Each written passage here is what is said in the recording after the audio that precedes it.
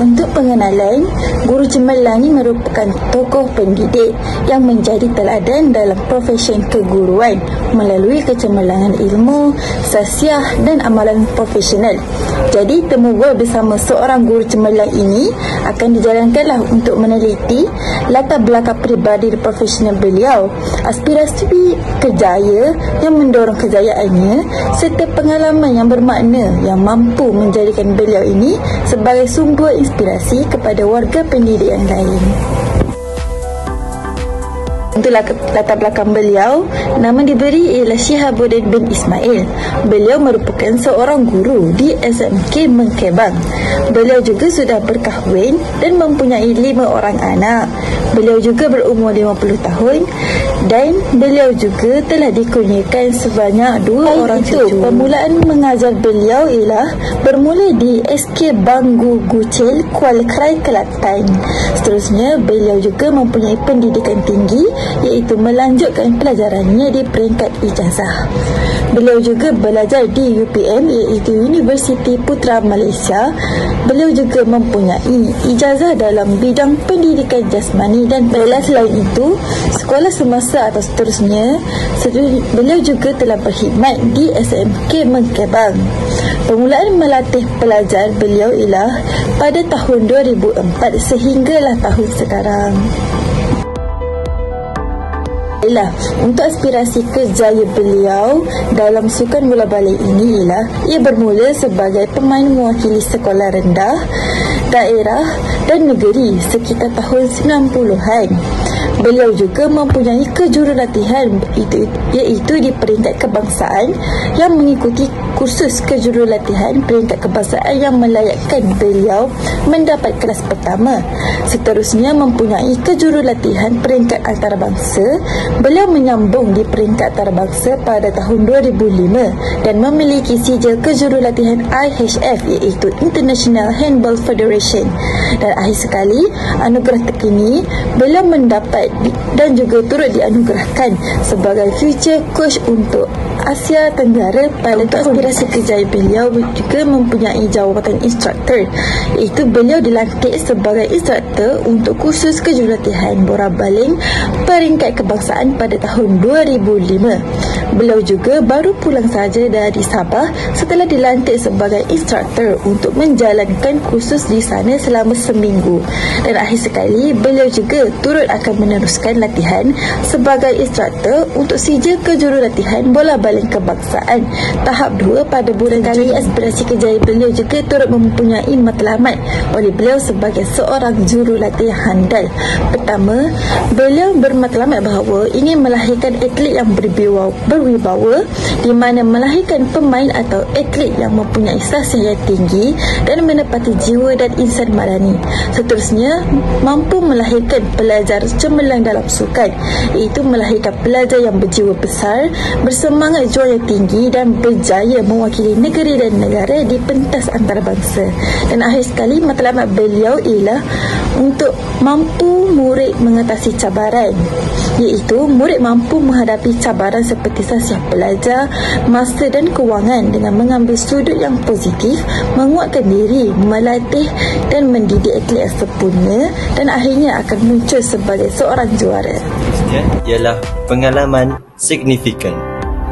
Permulaan penglibatan beliau dalam bidang sukan adalah bermula pada tahun 1995 dengan melatih pasukan sekolah rendah kebangsaan Kampung Laut di Tumpat, Kelantan. Kelayakan kejurulatihan, beliau telah mengikuti kursus kejurulatihan sukan di UPM dan mencapai tahap 1 kebangsaan. Seterusnya, kejayaan melatih pasukan, beliau telah berjaya melatih pasukan SMK Mengkebang dan berjaya menjadi juara selama 13 tahun berturut-turut dalam bidang sukan sehingga kini. Jawatan semasa beliau ialah memegang jawatan sebagai Ketua Jurulatih MSD ataupun Daerah Kuala Krai dalam kejurulatihan sukan peringkat daerah. Seterusnya, pengalaman sebagai jurulatih negeri dan juga pernah dilantik sebagai jurulatih negeri sebanyak 3 kali dan penyertaan atlet membawa atlet-atlet SMK Mengkebang ke kejohanan peringkat MSSD dan juga peringkat kebangsaan. Menurut beliau, terdapat juga cabaran yang perlu dihadapi oleh beliau sepanjang menjadi jurulatih sukan dan juga guru sukan. Yang pertama ialah sasiah pelajar, di mana cabaran utama adalah untuk menghasilkan pemain atau atlet yang mempunyai sasiah yang tinggi, menepati jiwa dan insan madani, serta berjiwa besar dan mempunyai semangat juang yang tinggi. Tujuannya adalah untuk melahirkan pelajar yang berjaya mewakili dan negara di pentas antarabangsa. Yang kedua, komitmen dan minat pelajar. Sukar untuk mengumpulkan pelajar, terutamanya di luar bandar, yang mempunyai minat yang jitu kerana mereka tidak menyedari kepentingan sukan itu sendiri. Beliau juga menyatakan bahawa pelajar juga menghadapi kekangan membahagikan masa untuk sesi pengajaran dan pembelajaran dalam latihan sukan. Yang ketiga ialah cabaran kekurangan prasarana atau fasiliti. Fasiliti menjadi cabaran. Contohnya, untuk bola baling, mereka tidak mempunyai gelanggang yang khusus yang berbumbung. Kekangan ini menyebabkan masalah untuk melatih pelajar secara total apabila menghadapi kekangan cuaca, panas atau hujan. Mereka juga berharap agar sebuah gelanggang berbumbung akan diwujudkan di SMK Mengkebang. Seterusnya, kekangan kewangan, di mana terdapat masalah kekangan kewangan, terutamanya apabila pelajar berada di pentas yang lebih tinggi, di mana kos untuk attire dan alatan menjadi lebih tinggi. Contohnya, kos untuk sepasang kasut seorang pemain memerlukan wang yang besar, sekitar RM300 ke atas, untuk menyediakan pakaian yang sesuai dengan gelanggang dan keadaan cuaca. Seterusnya ialah kronologi perjalanan kerjaya. Penglibatan beliau dalam bidang sukan bermula pada tahun 90-an, di mana beliau bermula sebagai pemain yang mewakili sekolah, daerah dan negeri sekitar tahun 90-an. Beliau juga turut menyertai beberapa kursus kejurulatihan, di mana beliau mengikuti kursus kejurulatihan di peringkat kebangsaan yang melayakkannya mendapat kelas pertama.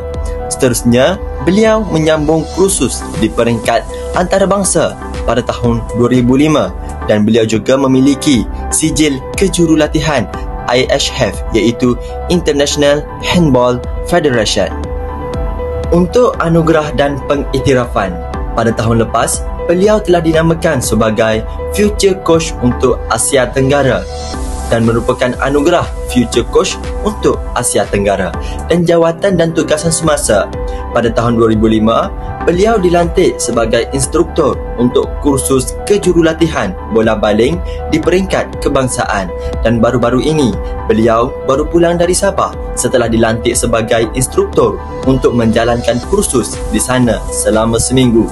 Dan pada tahun 2024, beliau telah berjaya meneruskan dalam bidang latihan sebagai instruktor untuk sijil kejurulatihan bola baling kebangsaan tahap 2.